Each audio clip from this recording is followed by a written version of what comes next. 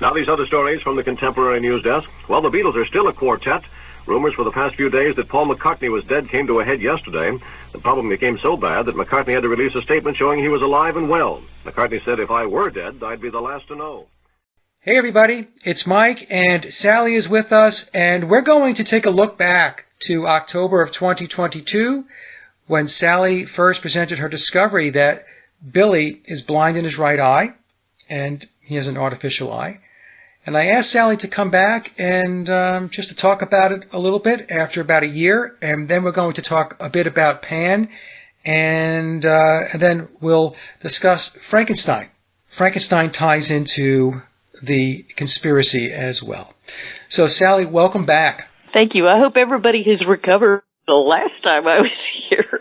I mean, that was a lot for people to take in, but I mean, once you've seen it, like we talked about, Well, we knew it was going to be a tough pill for some people to swallow because it's something that, Billy's been in the picture for almost 60 years now, and nobody else picked up on it.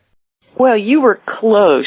You were really, really close with the drifting eye thing. And I think you would have caught it, to be perfectly honest with you, if you understood artificial eyes and how they work. Yeah, no, thank you for that. Going back to 2019, when I did this Stanshall presentation, I noticed the wandering eye that Billy has, or at least I thought it was a wandering eye, an eye that drifted a little bit.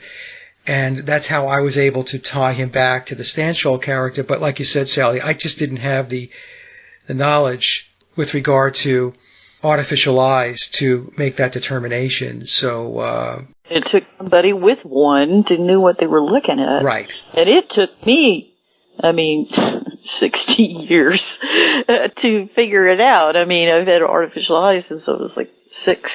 That's when my eyes were removed, and I was too busy making eye contact when I watched interviews with him. I was like my good eye with his good eye. It was only when I looked over the other side that I went, wait a minute, what's going on over there? And we'll get into that because his eye, when it doesn't sync up, when his right eye doesn't sync up with his left eye, it's very subtle. And I've tried to make this point in a number of presentations and interviews, and unfortunately, a lot of people don't understand the word subtle. They're thinking that he's going to look like Marty Feldman now. Oh, God. With his eyes all over the place, and I've commented a couple of times in the comment section to try to, set the expectation level where it needs to be, that it is subtle, and many times when you look at Billy, his eyes are going to move together and they're going to be in sync, and it's going to look quite normal. But there are other times when you're going to look at images or you're going to look at video and you're going to see that there is something off, So and we'll get more into that. We spoke yesterday, and you said, after I asked you the question, how confident are you a year later that Billy's right eye is artificial, that he's blind in his right eye? And you said, well, 99%. And I asked you, what's keeping you from getting to the 100% threshold? And you said, well, because I can't physically be there with him and tap on his eye. Right?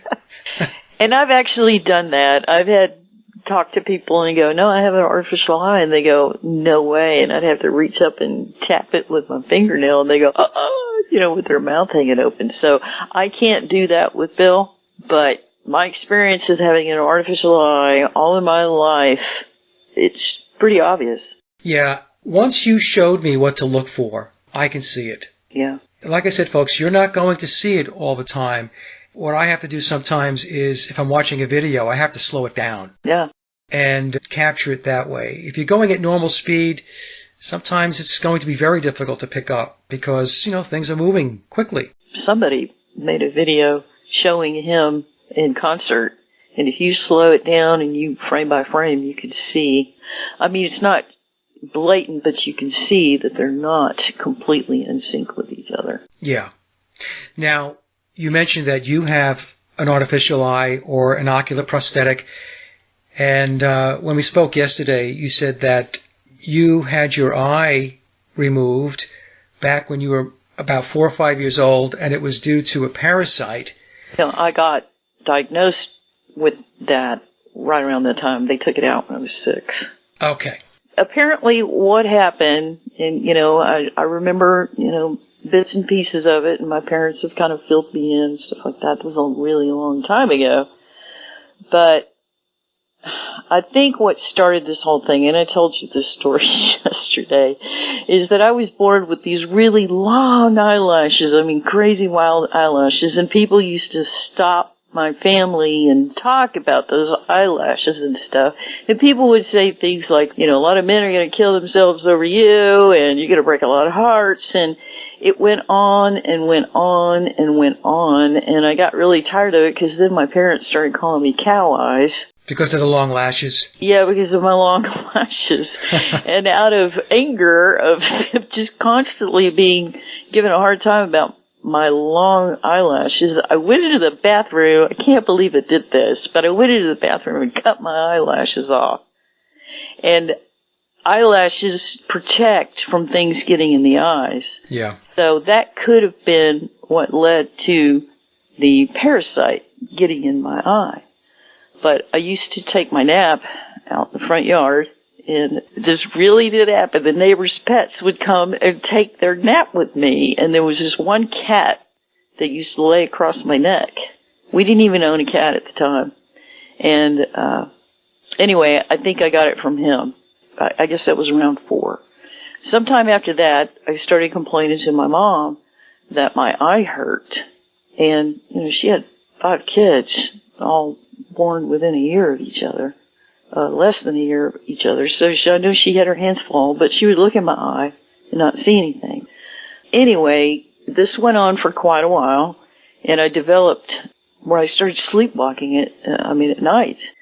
But one day I was outside, and my mom came to check on me, and the sunlight was reflecting my left eye like an animal when the headlights hit it at night. Yeah. And my mom saw that and realized there's something wrong with my daughter. So they took me to 3 different physicians who all diagnosed me with a brain tumor. And there was one doctor that my mom had heard about, because I just remember days and days of her just crying her eyes out, thinking I was going to die. And she heard about this one physician, and his name was Milton Bunyak. I don't even know if he's still alive, but she took me to him. He took one look at me and said, "She does not have a brain tumor. That is a parasite." She got that from a cat, and which was really unusual, like I said, when you even have a cat. Anyway, they tried to remove the parasite in 3 different surgeries, and they couldn't do it. And the 4th one, they removed my eye. And it was a long recovery time. They had to do different things. I mean, there was rehabilitation. There was getting used to an artificial eye. There was, you had to heal from the whole thing. Well, it's amazing that doctor knew about a parasite. Thank God he did. And my oculist, he was very famous. He passed away a few years ago. His name was George Constance. He was there overseeing the physician as they removed the eye. He was telling them where to cut and all that kind of stuff to be able to save the socket as much as they could. Being able to fit it for an artificial eye and to be able to, for it to have as much movement as it is. So it's an implant they put into your eye socket? Yes, they did. They took the eye out, and then they made a slit. They put an implant in there. When you get to a certain age, say around 25, when everything stops growing and shifting and moving around and all that kind of stuff, I was supposed to have the implant that was put in there as a child taken out and a bigger one put in to allow better movement and all that kind of stuff. About 40, I went to go get my eye polished. You have to have it done about every 6 months or so. You have to have it literally polished, because any foreign object in your body will try to reject, and it will wear and tear on that eye. And for it to be able to move around as well as you want it to, if it has no polish on it, it won't move around and it'll stick. And, that could be some of the problems that you see with Bill. But anyway, you have to have a maintenance done to it. That's pretty much what I've done all my life. We talked about whether or not we've seen Bill driving a car. Yeah, we talked about that yesterday, yeah. Yeah, there are a certain amount of people that with only one eye cannot drive. They can't see distances, they can't judge, and I have problems still. If I park in a parking lot, most of the time I'll park away from all the cars because it's really hard for me to judge distances and widths and all that kind of stuff. There are things that happen to you when you only see on one side of your face. You can't judge like curves. I've bit my tongue so many times not being able to judge, the distance of stepping off a curve, that type of stuff.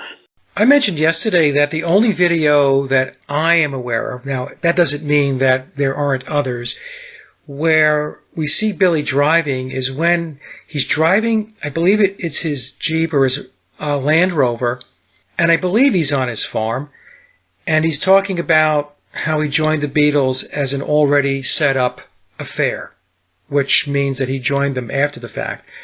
That's a different discussion, right? But my point is that is the only time that I've seen him actually driving in a vehicle. Mm-hmm. We've seen pictures of him riding the subway. We've seen him pictures being driven everywhere. His wife driving him around, but I don't recall seeing any pictures where he climbed out of a car where he was driving. Yeah. Yeah, and of course some people will say, well, he doesn't have to drive because he's so wealthy that, he has a driver and all that stuff. And that's fair enough, but you would think that even wealthy people drive cars, right? And you would think that there would be a lot more images or a lot more video of him driving if he was actively driving a car. So anyway, I'm just putting that out there. I don't know.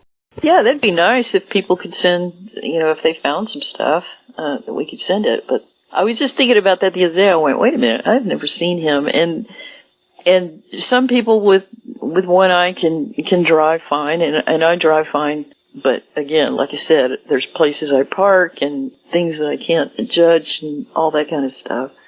So there are people that have one eye that they simply can't drive. Yeah. And whether or not that's him, we don't know. We don't know, but I really have not seen any video of him driving. Yeah. Now, I know you know this because you and I have had other discussions about this, but periodically comments will come in, and some people are under the impression that artificial eyes do not move. I have actually responded by putting a link to an ocular medical facility or a doctor that works with artificial eyes, and it's very clear that artificial eyes do move. Mm-hmm. There are situations, I guess, where if there's a lot of damage to the eye, where eye movement can be limited or maybe not move at all. But that's not the common situation with an artificial eye. Most of the time, the majority of the time, if somebody loses an eye and they have an artificial eye put in, that they will have movement, and that movement will correlate fairly well with the eye that has sight. So I just wanted you to comment on that, because I know that you've seen the same types of comments where some people think that artificial eyes don't move. Well, that's the whole point of the ocularist, is that they're trying to tweak it to where it looks so much like the other one, and that it moves so much like the other one. They will, we talked about this in the first presentation about, there's an expression amongst ocularists, it's called lifting the lid. And they're trying to get that lid as lifted as much, and you can see it in Bill, and they try really hard to make it to where that your eyes are completely closed when you sleep. So they tweak that thing, and they try, and they'll go, okay, close, and whether or not your eyelid completely closes. When they first make the artificial eye, they're painstakingly paint just exactly like the other one. And then they just constantly tweak it, trying to get it to where it will move. And they will actually add, wax on the inside. They'll do things. They'll go, oh, okay. I mean, the last time I had one fitted, she would come in, she'd pop it in there, and she'd look at it, and she'd go, okay, we'll look to the right, look to the left, look up, look down, and then she would take the eye back out and make little X's and different things, and then go into her working thing, and then put places where it needs to be built up, where it needs to be lessened a little bit, and then pop it back in and see, okay, now move to the right. So they're able to fine-tune. Yes. When you talk about Billy's eyelid, you're talking about the top lid protrudes out a little bit more because the eyelid is over the artificial eye. Yeah, it's a hard plastic thing that's just sticking the lid straight up.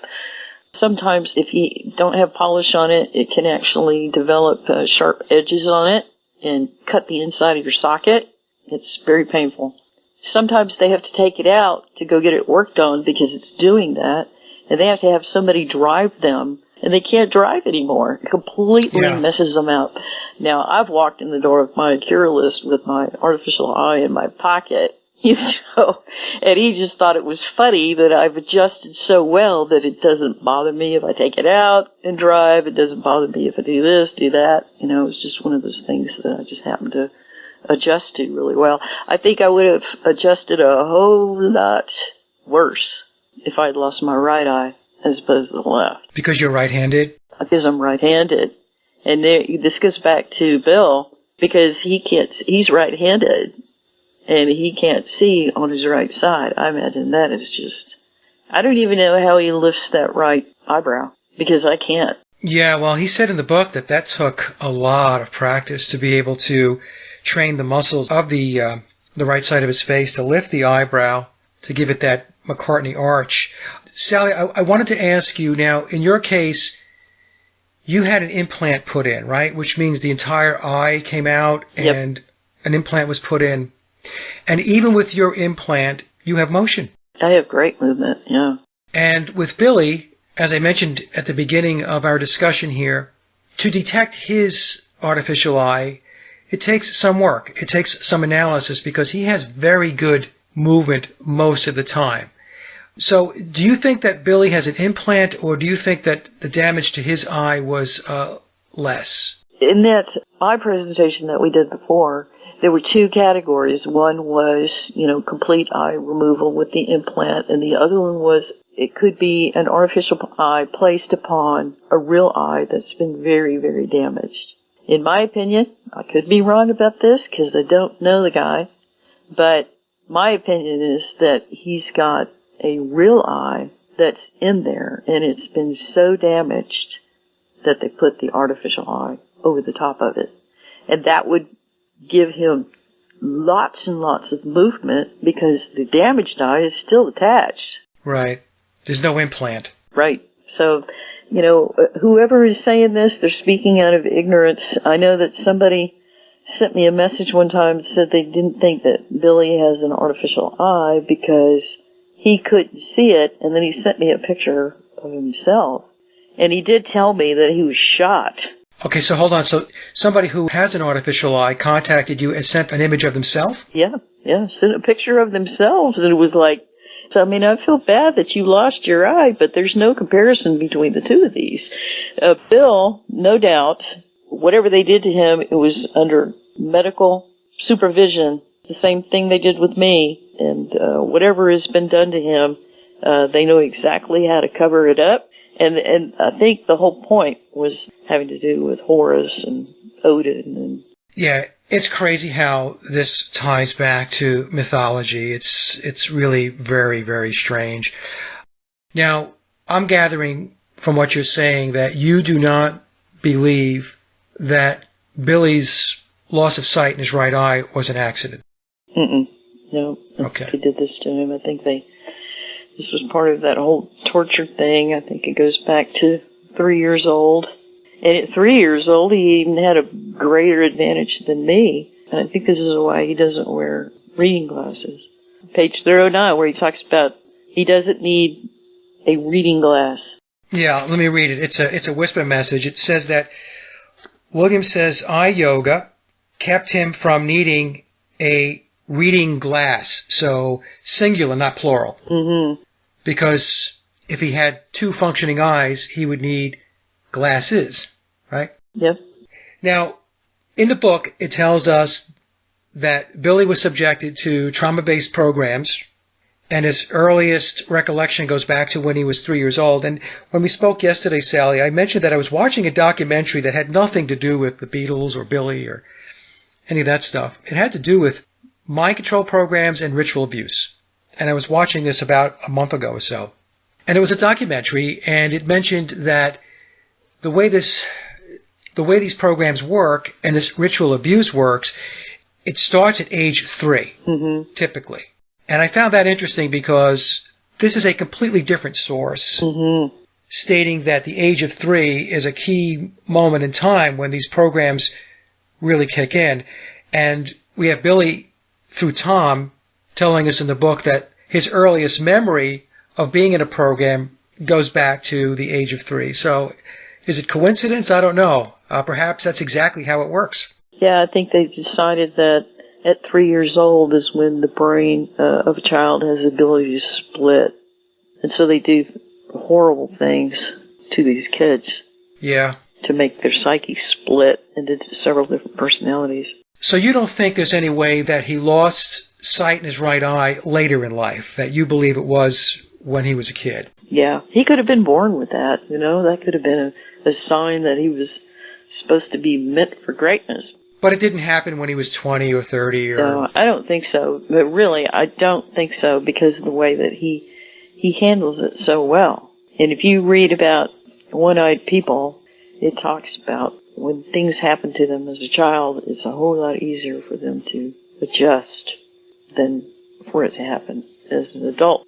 And I heard some people recently talking about how they were sure that Billy poked his eye out on his own. It's like, what the heck? As long as it took me to recover from that whole situation, it would have taken him a really, really long time for him to recover from something like that as an adult.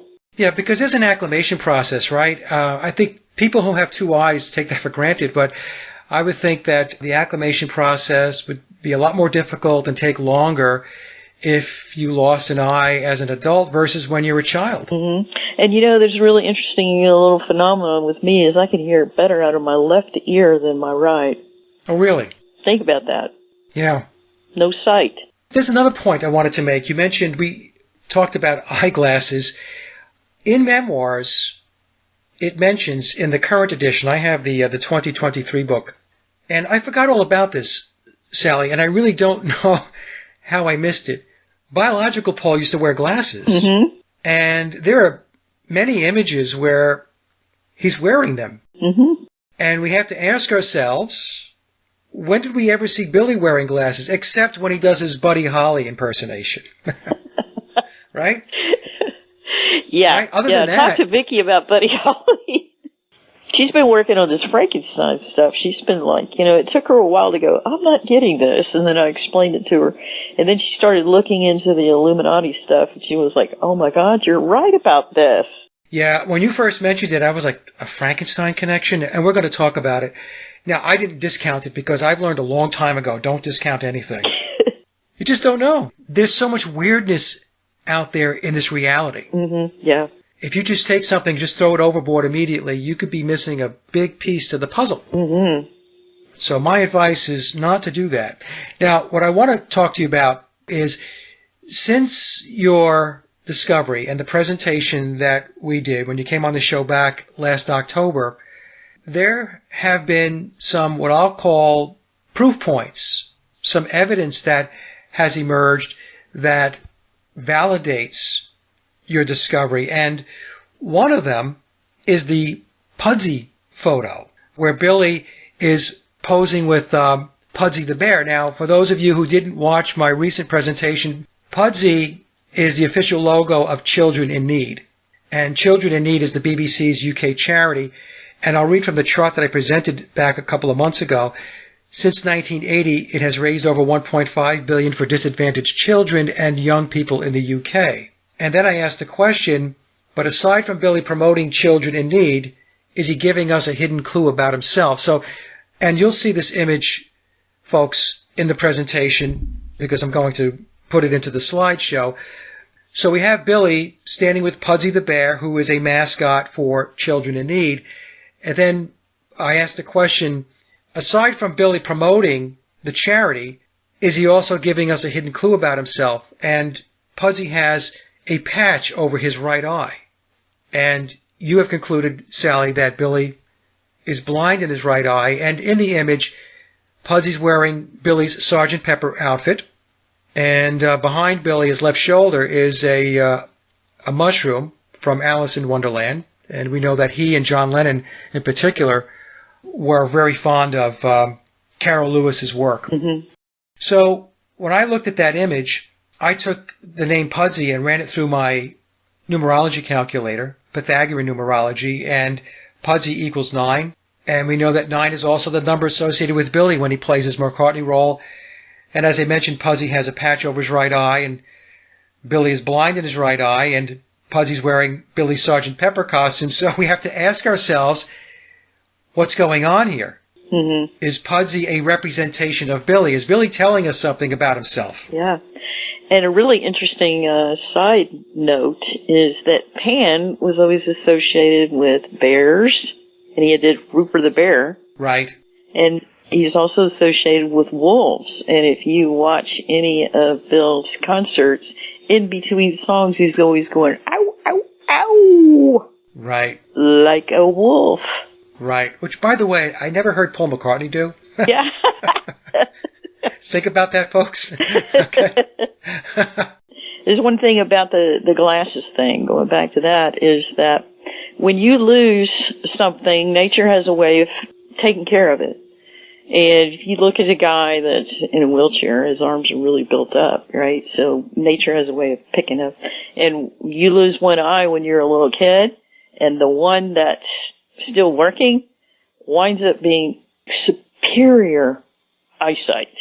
The eye grows really, really strong. I used to take a lot of vacations with my family, and we would always play that alphabet game where you go through the alphabet with signs and license plates and all this different stuff. And it got to the point that my brothers and sisters would say, well, we'll play if Sal doesn't play. And that was my nickname growing up. I could see the letters before they could barely make out that it was a billboard. My sight was just incredible. I could outshoot anybody I knew. I could outplay them in pool. All those different things that you normally kind of close one eye for. Yeah. I was really, really good at it. And you go back to Bill, he learned the eye yoga, and I think that's one of the reasons that he's, 85 years old, and he doesn't wear reading glasses. I think that's because he only has one eye. And if we go back to Pudsey for a moment, I believe it's possible that what Billy's telling us that as a child, he was also a child in need. Yeah. As a result of trauma-based programs, which we're told about in memoirs, and that perhaps the loss of his eyesight was a result of what you talked about before, some type of ritual abuse. Mm-hmm. I mean, it's horrible to think about. And the one last thing I wanted to mention, and I don't want to belabor this, but Pudsey has red feet. And when I did the presentation, I asked my audience to comment on what they think the red shoes may mean, or his red feet might mean. And a lot of people came back and talked about the Red Shoe Club and how that's tied to ritual abuse. So that was duly noted, but also I also said in the presentation that red is also representative of fire, which is associated with the sun, and the sun goes back to Egypt, which goes back to Ra and Horus. So we also need to, I think, balance the scales here, because it may not mean ritual abuse. It could, but it also may not mean that. Yeah, red is always associated with Mars, and Mars is a connection in all of this when you go back to Rome. Right. So I guess it's everybody's interpretation. Yes, that's the thing. Everybody has their leanings, but I think in all fairness, we have to lay out a number of scenarios. Now, the other proof point that we got was Billy masterfully speaking at the Eyes of the Storm Gallery, where he was being interviewed. I think it was CBS, and the interviewer was going through the gallery with him, and they were looking at this one particular photo. And toward the end of the discussion, the person who's interviewing Billy says, well, you really have to have an eye to take that photo. And then Billy clicks his heel down on the floor and says, yes, it's my left eye. Yeah. And I'll play that for the audience, Sally, so they can take a look at that clip if they hadn't seen it already. Also in that clip, Billy says, I really like the architecture. And that was a reference to Freemasonry. Mm-hmm. And if you look at the architecture on the building, and I'll put the video in the presentation, just pause it there and you'll see that the architecture are hexagons, six-sided. But what Billy was pointing back to was Freemasonry, because we know in Freemasonry we have the Grand Architect, right? So that's what I think he was doing. I think he was pointing back to his secret society roots, if you will. Oh, and that guy that was interviewing him said, you really have to have an eye for this. The whole thing was called the Eyes of the Storm, and normally the expression is Eye of the Storm. So he called it Eyes of the Storm, and I can't help think that he's referring back to Paul, who supposedly took the pictures, and he had two eyes. Right. Good point. This picture was when we were arriving at, I think it was the Deauville Hotel in Miami. I think your quote in the book was, I can almost hear her scream. Yeah, you can. The cop's got to restrain her, you know. I also love the cop in the foreground who just sort of looks puzzled by everything. I know. Yeah. I like the architecture. So do I. That I actually hotel. love it. But, you know, as we were saying before, that had to be taken really quickly. Yeah. Just had to snap that. Yeah. But you have to have an eye to take that. It's my left one. But you have to have an eye to take that. It's my left one. But you have to have an eye to take that. It's my left one. But you have to have an eye to take that. It's my left one. Another proof point is Memoirs has been updated with one whisper message and two footnotes that validate your discovery. So we talked about the whisper message on page 309, and again, let me put my readers on so I can read this. It says, William says eye yoga kept him from needing a reading glass. And as I mentioned before, singular versus eyeglasses, which would be plural, the word glass versus glasses. But then there's a very interesting footnote on page 160. Let me read that real quick. So in the footnote, Tom says, cover art for With the Beatles and Meet the Beatles used shadows to conceal the left eye of each emissary of the New Age, and the emissaries would be the Beatles. Now, celebrities represent the Eye of Ra, which is the right eye or the sun, or the Eye of Horus, which is the left eye or the moon, by concealing one, usually with a palm, or are sometimes compelled to publicly show one eye darkened by bruising. It changes how they are seen and how they see. With the right eye of Bill given to Horus, his left eye sees what is left. So that's masterfully speaking, which is what Billy was doing back in the gallery when the interviewer said, well, it takes an eye to take that type of picture, and Billy said, yes, it's my left eye. So that's masterfully speaking. And folks, on page 294, and again, I'm using the 2023 edition of Memoirs. So if you have an older edition, some of these footnotes may not be in there. So at the very bottom of page 294, Tom says, although Thoth restored the eye that Set destroyed, now an ocular prosthesis would suffice. So that's the second footnote, Sally, that validates your discovery. So when you read that, what did you think to yourself? When I spoke to Tom the first time about the eye, he wrote back and goes, well, it looks real to me. And it was like, okay, I'm not going to say anything else. I'm just going to grab some more evidence. And I went to bed that night thinking about what he said. And right before I fell asleep, I jolted awake and I went, he didn't answer the question. Right. He masterfully just spoke to me and I fell for it.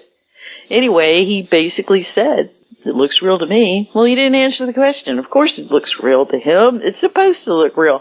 Anyway, that's why I went looking for more stuff and then confirmed it. And then when he finally confirmed it, I was really worried about whether or not this was going to embarrass, I guess I shouldn't have, but it was like, I know what it feels like for me. I'm very sensitive about the subject. So, I was just real cautious about whether or not, we were going to release this. Well, you wanted to be respectful, right? And the way I've explained it, I've relayed the story, I think in 2 interviews. When you pressed Tom a little bit more, when I say pressed, I mean you basically presented more evidence that you believed that he did have an artificial eye. Tom, and I'm going to paraphrase here, Sally, so just correct me where I don't get it right. But essentially what he said was, okay, fine, just be gentle with how you present this. Yes, and then when I told him, do you know how many times people used to call me Cyclops Sally in school? And he goes, oh my God, I can't believe they did that to you. And I went, yeah, I think I can be gentle. If there's one person who can be gentle about this, it would be somebody who's experienced it, and yeah, I can. I told him, I said, I still haven't heard from you whether or not, we can release this. And he goes, hold on a minute, I want to send you something. And then he forwarded one of the notes, and it confirmed what I said, or what I believed. And I just cried. It was like, oh my God, I knew I was right about this, so I was an emotional basket case for a few days. Well, he wasn't giving you permission in a sense, right? You wanted to be respectful of the situation. Is that right? Yeah. And then he sent me the footnote from the memoirs that was coming out, specifically, saying his right eye was given to Horace. That was his way of saying, it's okay, I know, I trust you, I know you're going to handle this gently. When you do this work, even though you do want to reveal information, you also have to be respectful. Because, if you turn the tables and you thought, would you want somebody to do that to you? Exactly. You have to think of it in those terms. At the end of the day, whether you agree or disagree or you're indifferent with the roles that they're playing, they're still people. Mm-hmm. It's even like when I talk about the Beatles not writing all their own music or playing on all of the recorded tracks, I don't attack the Beatles. I don't ridicule them. It's because they were put into a situation. They were put into a role. Mm-hmm. Now, some folks might want to argue that they took on a role of deception. I get it. I understand it. But you also want to maintain a level of objectivity when you do this work, because as soon as you start getting very subjective and you start imposing your personal opinions into the work, then it's really not objective research anymore. Then it starts to become an agenda. Yeah. It becomes dogma and all that stuff, So in any case, I'm going off here on a tangent. Well, and proof is in the pudding. I handled this, we try to handle this as respectful as possible, and look at the results that we're getting. I mean, he's sending all kinds of stuff. Right. The Pudsey Bear is just one tiny thing he did. He, put out a picture with him, and you can include that in there with the 3 puppies. With the puppies, yeah. Yeah, yeah. He even posted that they adopted a new dog, and they called it Jet. Yeah. And in the first presentation, I had a horse named Jet that I talked about, because the fact that we handled this so respectful to him.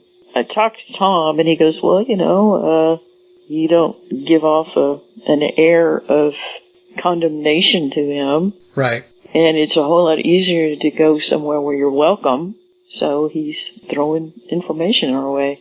Yeah, I agree. If you're going to be in attack mode and you're going to be nasty, then, there's a lot of things that won't come your way as far as information goes. Yeah. Vicki and I talked about this, is that if you're open-minded to it, the universe is constantly throwing you stuff. Right. Through synchronicities and stuff, just to show you that you're on the right path. Right. And folks, the image of Billy holding the 3 puppies, the puppy on the right, on his right-hand side, on our left, has the same features as Pudsey. The puppy has a mask masking the right side of his face, so it's essentially the same image as Pudsey. Mm-hmm. What is he communicating? Now, some people, I'm sure, are sitting there going, oh, you guys are connecting dots that are not there. This is just coincidental. And, and you and I talked about this yesterday, Sally. How many coincidences do you need before you realize it's not a coincidence anymore? Well, if you study Manly P. Hall, he talks about that there's some people with alchemy. I've been studying all these guys because of the Illuminati and all that kind of stuff and everything that's led up to this. They will talk about, some people just don't have the eye to see it. Yeah.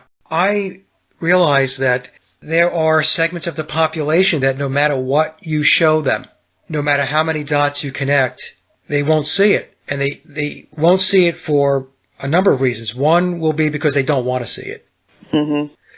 Other times, they literally cannot see it. They cannot discern, which is mind-boggling to me, but I have done this long enough to realize that that segment of the population is out there. They cannot connect dots.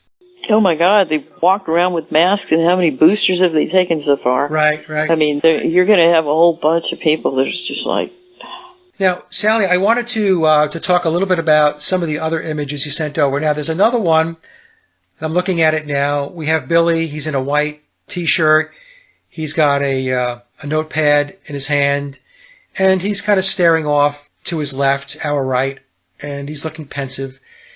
And here you can see where the right eye and the left eye are not synced up. Yep. And why did he release that picture? That picture just came out recently. I don't know who's, in charge of his publicity and all that kind of stuff, but they're conveying a message from him. Yeah, and what I'll do is, in the presentation when I release the interview, is I'll mask off the left and right hand side of his face like I've done before, and you'll see that his right eye is looking pretty much straight ahead, and his left eye is looking more to his left. And this is something that I have seen, Sallie, whenever he looks hard left, is what I've noticed, is when I see his right eye not tracking exactly with his left eye. That's my own personal observation. And I know you have said that you can see it a lot in concert footage. Oh, yeah. And some of that probably is because he's moving around and he's sweating. And not only can you get air pockets between his eye and his artificial eye, but he's getting tears in there, he's getting sweat in there, so he's having to reach up periodically and adjust it. So that's the best way to see any of this stuff, is to just watch him in concert. You can see it more often in concert footage. And the other thing, Sallie, you pointed out is that a lot of times when he's playing, he positions himself with the microphone so that his left eye can see. Mm-hmm. In other words, he doesn't position himself with the microphone where his right eye would be dominant. Yes? Yeah, you can see him in music videos and everything. He's always turning his head to the left because he can see. He doesn't turn his head as much to the right, just like the footage that we saw before, where we thought it was just because he was right-handed that he was adjusting to playing left-handed. Like, nope, there's even another aspect to that, is that he can't see on the right side, so he has to turn his head that way to be able to see the fretboard. Right. Now, I sent you another image. It was a screen capture from an interview that he did with John Lennon. I think it was at Apple back in 1968. I think it was the last interview they did. And this one caught my interest because, number one, I could see his right eyelid is protruding out. You mentioned this before, where the eyelid, the top of the eyelid sticks out a little bit more because of the artificial eye. But also in this image, I noticed a couple of things. One, it just looks like his right eye is not in alignment with his left eye. It's slightly off. But also, there's a glare at the very top of his right eye that I don't see with his left eye. Mm-hmm. And I'm assuming that glare or whatever is from the cameras from the interview. So, I don't know. Do artificial eyes reflect back light like that? They reflect back light a whole lot more than a real eye does. A real eye has a way of absorbing the light as opposed to reflecting it back. Because that's just a hard plastic, shiny thing. It's got tons of polish on it, and it reflects back. Okay. Now, the last thing I wanted to talk about with regard to the eye is the song Come Together. Now, I covered this in my presentation. He got Juju eyeball. And for the longest time, before the discovery of the eye, I had no idea what Juju eyeball meant. I would sing the song. In fact, I used to play the song when I had my band. When my sister got married, we played Come Together, and giving no thought whatsoever to Juju eyeball. So, of course, the Of course, the lyric is, he got juju eyeball, he won holy roller. That's another clue. Mm-hmm. Right? Yeah. So let me just read this, Sally.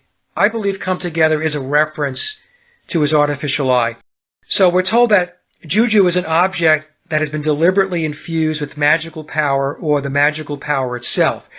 Juju operates on the principle of spiritual contagious contact based on physical contact. The underlying belief is that two entities, so we think in terms of Paul and Billy, that have been in close contact have similar properties even after being separated. So the separation would be Paul dying. Mm-hmm. It then becomes possible to manipulate one in order to reach the other. So in other words, they are linked together. Thus, in that context, a person's hair, fingernails, a piece of clothing, a shoe, a sock, or a piece of jewelry worn by them are all perfect candidates for juju because they are believed to retain the spiritual aura of their owner. And what caught my attention with this, and by the way, folks, the source to this is Britannica.com. In memoirs, we're told that when Billy met the McCartneys, and Jim McCartney specifically, there was clothing, a shoe, and a sock involved. Mm-hmm. So I thought that was interesting. So Britannica goes on to say, likewise, it is thought that spiritual similarity can be created by deliberately placing two things in physical contact. The underlying belief is that spiritual assimilation and fusion will take place with one entity absorbing the qualities of the other. Oh, wow. I think that that's what Juju Eyeball in the song Come Together was all about. You know, it's really interesting because in Frankenstein, the first thing that happens is that he notices that the left eye pops open. That was the first sign that the thing was alive. And in Rime of the Ancient Mariner, he has a right eye that's sparkling and is like drawing or casting a spell on the person that he's telling the story to. Interesting connection. Oh, okay. Yeah. And he's obviously doing spells. I mean, in memoirs, he talks about that all of this stuff, magic, is nothing other than energy transference. And if you watch him in concert, he's casting spells, in my opinion. That's what he's doing. Yeah, if you read the book, it becomes quite clear that Billy is, he's an occultist. That's my conclusion. He changed the words, the magician's son, to the widow's son. That's one of the expressions that they call harem abif, is the widow's son. Well, it also goes back to Isis, who lost Osiris. Oh, yes, was a widow. Yeah. And I covered that also, and credit to Wendy, because Wendy brought this to my attention. Isis was known as the great magician. So if he is in the role of Horus, then Isis is his mother. And so he would be the son of the great magician. So what I'll do is I'll put the link down to that presentation in the description box below, folks, because if I get into that again, this will go for another 3 hours. I've been studying some other stuff, and Mary, over the years, has been actually a title. It's the equivalent in the priestesses, that it's the equivalent of father. Oh, really? Yeah.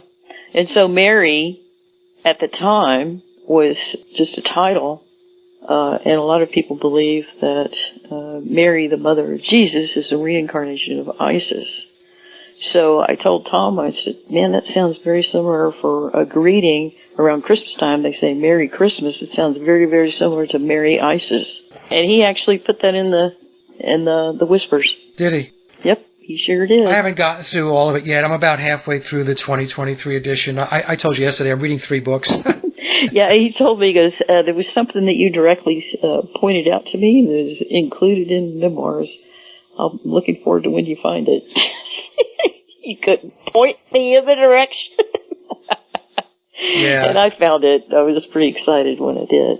Yeah, well, he talks about Mother Mary comes to me and let it be as well. Yeah, absolutely. That's what he's talking about. I'm totally convinced he's talking about that Mother Mary religion. All right, so I think that's all I have on his eye, Sally. Is there anything else you wanted to add before we touch on Pan? No, I don't think so. I think he's definitely communicating to us. I think he's so tired of all this bullshit. I mean, most of the time you see his face, he just looks like he's just completely aggravated with everything. Well, he looks more and more like he's really going through the motions now to me. Yep.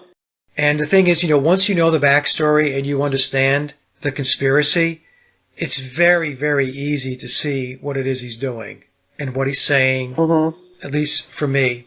Also, going back to, just real quick, we got a lot of the original I presentation from that particular concert where he does in Mexico. Talking about that Mother Mary religion, he's singing Let It Be, and there's a split shot with Linda over his left shoulder, and she's always on his left shoulder because he can't see on his right. He wants to look over and see his wife. She's always placed there on his left. But the part in the song where he says, and this really broke my heart when I realized, he said, though they may be parted, the moment that he sings, they may be parted, watch Linda. She starts disappearing. Okay. Yeah. And there's that, I think it's in Lovely Lady, chapter where he talks about that she was denied medical treatment for her cancer. Yeah, in Memoirs, it talks about even though he's high up the ladder, evidently he's not high enough to be able to receive, or Linda was not able to receive, the cures for cancer. There's a hierarchy, as we know, within the pyramid, and even though I believe Billy's in the illuminated degrees, which means he has exceeded the 33rd degree of the Scottish Rite of Freemasonry, evidently, even if you're in the illuminated degrees, and the book tells us there are 13 of those, it still doesn't mean that you have the golden key. Yeah, and the gematria 13 degrees lines up with William Shepard, all four numbers. So there you go, folks. That's the piece on the eye, and I covered Pan in the last presentation. I talked about how Pan, the etymology of Pan goes to panic, pandemonium, pandemic, and I talked about how in ancient Greek religion and mythology, Pan is the god of the wild, shepherds and flocks, rustic music, and impromptus, and a companion of the nymphs. And we know that Billy has the song Mother Nature's Son, which I believe is talking to the Pan mythology. Mm-hmm.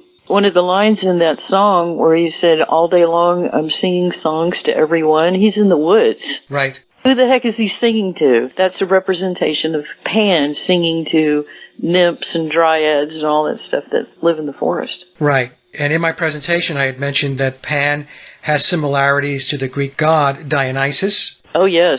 In Memoirs, it discusses the return to the cult of Dionysus, which would also be the cult of Pan. Mm-hmm. It's going back to paganism, folks. That's where it's going, and I've covered this many, many times. But Pan also is tied to the Pied Piper, which is a variation of the Pan story. Mm-hmm. I refer to the Beatles as the Pied Pipers of the Eon of Horus. And when we talk about pied clothing, we're talking about multicolored clothing. If we go to Sgt. Pepper, what are the Beatles wearing? Multicolored outfits. And we also have Peter Pan. And Peter Pan always brought me back to the Fool card in tarot. Mm-hmm. But I don't want to steal your thunder here. I'm just trying to cover a little bit of what I covered in my presentation. So what other aspects of Pan should we discuss? Okay, there is a very significant overlap between Hermes, who is some believe to be the father of Pan, and Pan. I mean, there's so much overlap between the two. There's a real belief in some people, and I'm starting to lean towards that, is that Hermes is just simply an evolution of Pan. That they cleaned him up a little bit, and but he still has the now he has wings on his head as opposed to horns and stuff. But there's so much overlap between the two of them, and the nickname for both of them, they're both gods of nature and rustic and all that kind of stuff, is an expression that is used in both Hermes and Pan is Lord of the Pathways, and that's in that gematria that I sent you, and the four basic ciphers all line up with William Shepard. In fact, there's a really funny scene. I can send that over to you if you want to. It's just like 8 seconds long, where somebody's interviewing him, and she said, what are some of your hobbies? And he looks at her and he goes, I like to make paths through the woods. very masterfully speaking. Hobbies like I like making paths through woods. Well, Lord of the Pathway says that he's a shepherd. Yeah. And he's leading flocks. Yes. And that is one of the characteristics of Pan. You know? Yeah, exactly. And when he says it, then he kind of looks at her like, did you catch that reference? It's very, very funny. But it's like, if you know what he's saying, he even says it in the documentary making of Flaming Pie, which at the beginning of that, and I should send you that too, he's being interviewed, he's sitting on a couch, and he goes, that's when I was doing the McCartney thing. Okay, send that over. Yeah, and he looks at the camera for just a split second, then he goes right back to talking to them. And the first time I heard it, went, did he just say what I think he did? I listened to it 3 or 4 times, and yep, that's what he did. When we first met, Linda and I, she said, I didn't know you played like heavy guitar like this, because I'd have an amp and an electric guitar at home, around about the time when I was doing McCartney. I'd be sitting around, just doing this kind of funky stuff. She said, I didn't have you figured for that. You know, she didn't know me that well personally. I have an interview of him going back to last year where he said being knighted meant that he can herd flocks through the streets of London. I think it was his daughter who looked it up and found that that's what he has a privilege to. Yeah, he claimed his daughter asked him. Right, his daughter said, hey, what does being a knight allow you to do? And he's just dropping clues every which way from Sunday. Yeah. For people who are paying attention. Thank you very much. Woo! Ooh, ooh.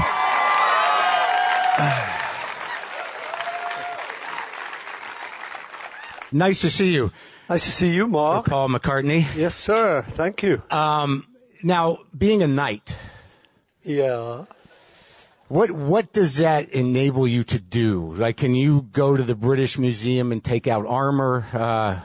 No, but I can drive a herd of sheep through the city of London. That really? Yeah. That's a real thing. Well, what it is, they give you the freedom. It's slightly different. They give you the freedom of the city. Yeah. And my daughter, Stella, said, what is it? Did you get anything? I said, I don't know. I'm going to think. I don't know. So she looked it up. Yeah. And she said, yeah, it is. I am entitled to drive a flock of sheep through the city of London. I'm surprised Capitol didn't think of that for a publicity thing. This time. Hermes and Pan are so closely connected. Pan, or Hermes, did something really interesting, and I see how this ties into Oaths and all this kind of stuff. When he was born, he crawled out of his crib. The first thing he did when he left the cave that he was born in is that he saw a turtle, and he turned it into a lyre, L-Y-R-E. He is a liar, L-I-A-R. He's the trickster. Anyway, that evening, he steals the cattle of Apollo. He steals 50 of his cattle. And they can't figure out where he went because he walked backwards. He made the cattle walk backwards. Go back to Crowley, who wants you to write opposite hand, walk backwards. They even talk about Bill was very good about, I don't think he ever could run, but he was actually really good about walking backwards. Yeah, that's Crowley's law of reversal. Yeah. Michael Jackson did the moonwalk, right? Yes, I'm glad you brought that up because Mercury retrograde figures into this as well, because we keep coming across the references to Mercury. Mercury is Hermes. If Bill was born on the date that we think he was born on the date, Mercury was in retrograde at that time. When Paul was born, June the 18th, 1942. You believe Billy was born on September 11th of 1937. Yep, I sure do. It just keeps coming up. I mean, the universe just keeps throwing 9/11 at me. I could be wrong, but my gosh, how many times do you have to have that confirmation before you go, all right, I'm convinced? The whole oath thing, this is ancient Greek mythology. Yeah. And Hermes is doing this. But while he was driving the cattle, stealing them from Apollo, there was a guy that witnessed this whole thing. His name was Betos. And when Hermes realizes that this guy has seen it, he said, I require your silence over this. And this guy tells him, a nice little fee will keep my mouth shut. So he gives the guy the money, and he keeps driving the cattle. And then he stops, and he changes into a different outfit, and he comes back dressed completely different and asks the guy, hey, have you seen anybody with some cattle? And the guy just immediately spills his guts. And Hermes reveals who he actually is and kills the guy right there. Turns him into stone. So we've got these death oaths, right? So yeah, well, Freemasons refer to as their obligations, right? Yeah. So, I mean, you want to go back to where did all this start? Got the feeling that that's where it all got started at. But what really started getting me looking into Pan is that I knew that Crowley was in it, but I saw that Vivian Stanshall doing the Urban Spaceman, and he's dressed up like Apollo in that song. But at one point he takes the flute, whatever it is he's playing, recorder, and he sticks it up his nose like he's playing. And if you know the history of what happened between Hermes and Pan and Apollo, you would understand that skit. Because Pan, who's supposed to be the son of Hermes, and he challenged Apollo to a music contest. And King Midas was the only one that sided with Pan. So there's bad blood between Hermes, Pan, and Apollo. Yeah, because Apollo won the contest. Yes. And so if you look at that skit now, if he's, got the persona of Pan and he's throwing it in the face of Apollo, that's what got me really, really going, there's something to this. Yep. I'll include that clip in the presentation, Sally. As we're talking, I'll run it in the background. Yeah, so there's all of this, these ties back to mythology. It never seems to end. Mm-hmm. Anything else on Pan before we jump into Frankenstein? Yeah, what happened in the 1600s was this real resurgence in Europe, real resurgence of this paganism religion. And by the 1700s, it had just taken off like wildfire. And Mary Shelley was born in 1797, so by the 1800s, and I was listening to a lecture a little while ago before you called, he was talking about in the 1800s is when there was a great surgence of Pan, and it lasted for 180 years. I can think, there's these numbers. Yeah, 9, 1 plus 8. Yeah. And by the way, folks, Mary Shelley is the author of the novel Frankenstein. Yep. And Percy and Mary Shelley were both devout followers of Pan. They got on this religious movement. Well, Percy Shelley, Mary's husband, wrote the Hymn of Pan. Mm-hmm. And that is the hymn that Jack Parsons of Jet Propulsion Laboratory fame used to recite before any rocket launch. And Jack Parsons was a disciple of Aleister Crowley. And by the way, there's a book, Sally, that I ordered that hasn't come yet. I'm waiting for it. It's titled Aleister Crowley and the Cult of Pan. Oh, wow. So I'm waiting for that book to be delivered. It's delayed, but as soon as I get it, I'm going to read it, and I'll let you know how it goes. So there's a connection, clearly, of Crowley going back into the cult of Pan as well. Yeah, at his funeral, they read, I think he wrote some poems to Pan, and they read his poem to Pan at his funeral. Should we switch over to Frankenstein? Sure. Okay, so what I'm going to do for the audience, let me read a little bit here to give us a context, and then Sally will take us through Frankenstein. So Frankenstein, the title character in Mary Shelley's novel Frankenstein, and again, Mary's husband is Percy. Frankenstein is the prototypical mad scientist who creates a monster by which he is eventually killed. The name Frankenstein has become popular and attached to the creature itself, who has become one of the best-known monsters in the history of motion pictures. Shelley's novel, Frankenstein, or otherwise known as Modern Prometheus, that's interesting, is a combination of Gothic horror story and science fiction. The book tells the story of Victor Frankenstein, a Swiss student of natural science who creates an artificial man from pieces of corpses and brings this creature to life. Though it initially seeks affection, the monster inspires loathing in everyone who meets it. Lonely and miserable, the monster turns upon its creator, who eventually loses his life. As I just mentioned, the novel Frankenstein is also known as the Martyr Prometheus, and I had a side note where Prometheus has been associated with Lucifer. Mm-hmm. And in Encyclopedia Britannica, it mentions that Frankenstein is a monster that torments its creator. So I was thinking about this. If Prometheus is associated with Lucifer, and Frankenstein is a monster that torments its creator, then are we talking about the fallen angels and Yahweh? Yeah, he is like 8 foot tall. The monster is. Yeah. Creature. And they never give him a name either. Also, what you were talking about with the fire, with Prometheus, didn't Bill have an album called The Fireman? Yes. Yep. And as you pointed out, Frankenstein was released. The date reduces to 9/11. Yes, so let's talk about that. So Frankenstein was released on January 1st, 1818. So if we look at the date, January 11th, January is 1, the day is 1, that's 11. 1818 is 9 and 9. 9 plus 9 is 18. 1 plus 8 equals 9.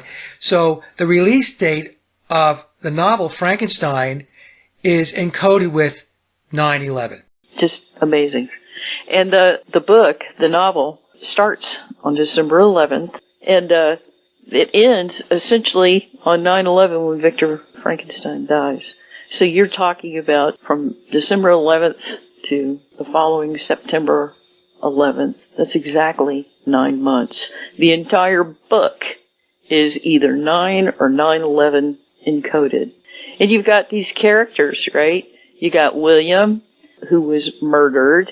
There's Victor, who's the doctor. Elizabeth and Mary is, the writer of all this. Queen Elizabeth's middle name is Mary, and she died on the day that the Catholics celebrate the birthday of Mary, Mother of Jesus. Okay, I didn't know any of that. Yep, very interesting connections. And, so you've got William and Victor. On page 86 of Memoirs in the Whispers, it says that Victor was 86th.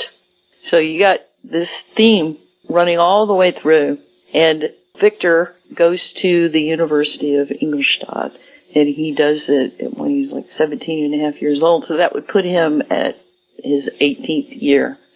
Adam Weishaupt, who's the one who founded the Illuminati. Yeah, the Bavarian Illuminati, yeah. Yes, he was an instructor at the University of Ingolstadt for 18 years.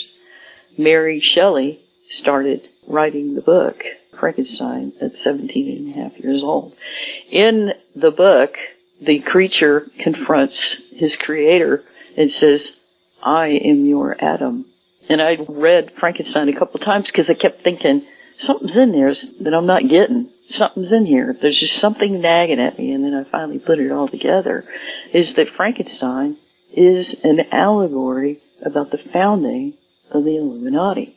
All of these people that are connected to Mary Shelley, Percy Shelley, Lord Byron, Mary Shelley's parents, her father's name is William Godwin. Her mother's name was Mary Wollstonecraft.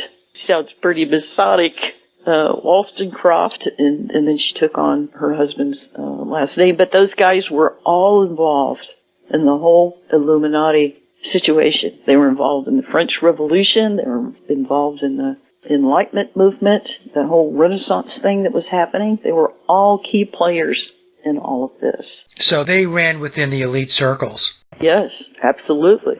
And Mary Shelley's mother died 11 days after she was born. Percy dies 9 years after he meets Mary Shelley. Yeah, people don't think numbers mean anything. I still get comments like that, which is mind-numbing to me, but numbers are symbols, folks. It's the signs and symbols that Sallie mentioned earlier, and they communicate through numbers. Whether you want to embrace that or not is, that's up to you. Yeah. But I concluded a long time ago that numbers are very, very important. One more thing. If you want to think about the Osiris thing, he was cut up into a whole bunch of pieces and then put back together and then given the spark of life and brought back to life. That's exactly what happens with Frankenstein. And this is all electrochemistry, and we can get into that in a minute. That's a good point. Osiris was chopped up, dismembered, and put back together again. Mm-hmm. Okay, I didn't even think about that in relation to the Frankenstein story. Some of the things I wanted to mention, I took some notes here. I sent them over to you. Frankenstein references that I see around Billy and the Beatles. So I said that some might equate Billy as Frankenstein, mm-hmm. having been created.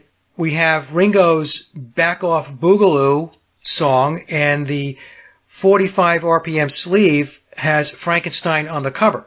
And Boogaloo was a nickname that the other Beatles had for Billy because Billy liked that genre of music, Boogaloo music. Mm-hmm. You mentioned Thrillington. I wrote here that Billy released an album titled Thrillington where he created the alias Percy. Of course, Mary Shelley's husband's name was Percy. Percy Thrills Thrillington. Wikipedia states that Vivian Stanshall's name, and we're talking about Victor Stanshall. This is the version of Stanshall that did not play in the Bonzos. Billy played in the Bonzos, and Billy hired Victor to play the Stanshall character so that Billy's Stanshall character could run in parallel with his McCartney character. But in any case, so Wikipedia tells us that Vivian Stanshall's name was Victor Anthony Stanshall. So there's the Victor. Mm-hmm. Victor Stanshall. So that ties back to Victor Frankenstein. Also, keeping with the Bonzo theme, the Bonzos covered the song The Monster Mash, which is a reference back to Frankenstein, as well as singing the song Look Out, There's a Monster Coming. So those were some of the notes that I took, Sally. Yeah, and when he released that, I believe that was 1968 that he did the Monster Mash thing. 68 is an interesting date because that's the year that George Bush Jr. graduated from Yale University. I think there was like 119 students or something. The groundbreaking for the towers was in 1968. 9/11 became the number for people to call for an emergency during 9/11. Really interesting parallels there. That took place in 1968 as well? Yeah, and there's even an interview with David Rockefeller, who's behind the towers and everything like that. And you look at his watch, and it says 9/11.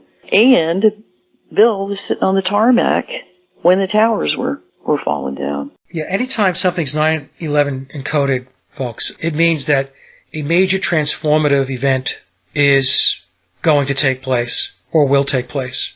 And going back to the Thrills Thrillington, when Mary Shelley released her book, it was called the precursor to the existential thriller. That's where you get the Thrills Thrillington. Yeah, and he even mentioned that he did Thrills Thrillington before Michael Jackson did Thriller. And what's really interesting is that Michael Jackson, if he was born on 9/11, Bill, Paul McCartney, and Mary Shelley were all born during Mercury retrograde. During the time that Bill said that Paul attached to his shoulder, Mercury was in retrograde. When Michael Jackson released the Moonwalk was during Mercury retrograde. And if you know about Mercury retrograde, it looks like the planet is going the opposite of what it is. And you think about it, Bill was doing the opposite by playing left-handed, and Michael Jackson was doing that moonwalking thing, whatever that was. Mercury retrograde definitely falls into this whole thing. Just a little side note. Well, look, part of their occultism, a big part of it is astrology, Yep. astronomy, tarot, alchemy, ceremony, rituals, Hermes is equated with astrology and astronomy. Okay. So your view of the Frankenstein piece of this is it ties into the Illuminati or the creation or the emergence of the Illuminati. Absolutely, dates and everything. In the novel, he'll put the date, but he won't put the decade. I think she purposely put that in there because it'd be way too too connected. I mean, nobody's ever spotted this before. She had to be very careful about the way that she worded this whole thing. Well, you said that she allegedly wrote this book or started writing it when she was 17 and a half. Mm-hmm. I put that in the same category as William Shakespeare. I don't think that a 17-year-old wrote that book. Well, yeah, Percy Shelley was not that. A lot of people give Percy Shelley credit for it, but he wasn't that much older than her. He was like 4 years older than her. Is it possible it was ghostwritten and they were credited? Could have been. This leads me to Frankenstein has many verses that are directly out of the Rime of the Ancient Mariner. The Rime of the Ancient Mariner is the longest poem to date. I think it takes the Guinness Book of World Records that it's the longest poem.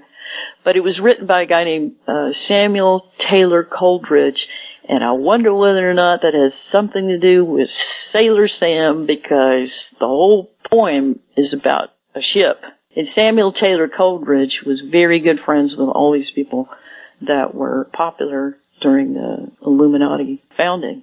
As a matter of fact, he recited the Rime of the Ancient Mariner in the living room of William Godwin while Mary Shelley was hiding underneath the couch listening to this when she's a little bitty kid. But so many of these things, and in the Rime of the Ancient Mariner, there's an ancient mariner who begins to tell the story to this guy, and he's got a right eye that is like sparkling. It looks very much similar to that picture you took. His right eye is sparkling. He's casting a spell on this guy, and he's telling the story about what happened to him. And he, killed an albatross, and it created a curse. What's really interesting is that lightning hits the ship, and the way he describes his crew, and the captain is the only one that isn't under this curse, is that they look like they're undead. They look like they, we're still alive, but they're like in suspended animation, which I thought that reminds me very, very similar to wax figures. And Madame Trudeau fits into this. Revolutionary War, when she was apprenticing, she was going downtown to the guillotine and grab heads, most interesting heads that she could find, and she'd load them up in a basket and take them back to where she was learning, and she would set those heads down and reproduce them in wax images. Isn't that interesting? This is during the Revolutionary War. Yeah, it's a little disturbing, but yes, it's interesting. No kidding. Very disturbing. I was reading it going, oh my God, are you kidding me? Anyway, Taylor Coleridge, he talks about how lightning hits and, these guys are under a curse and they come back to life. Well, that's based upon a mystery called The Flying Dutchman. And it was a haunted ship. Talk to any captain, and they will tell you they're quite familiar with the Flying Dutchman. They've seen some weird stuff out of the water as well. But fast forward to when Bill released Percy Thrills Thrillington. It was 1977. And the same year, Rime of the Ancient Mariner was released in a cartoon with Orson Welles reading the poem. Way too much of a connection between the two. Well, also on the cover of Sgt. Pepper, we have the wax figures of the Beatles dressed in their old attire. And I guess we could say that they got brought back to life in the form of the Sgt. Pepper band. I don't know. I think that could be a possible correlation. This is a really interesting angle, too. The movie The Pirates of the Caribbean in Rime of the Ancient Mariner, at one point, he's looking at his men, and they're still in this suspended animation. And he said, "Dead men tell no tales."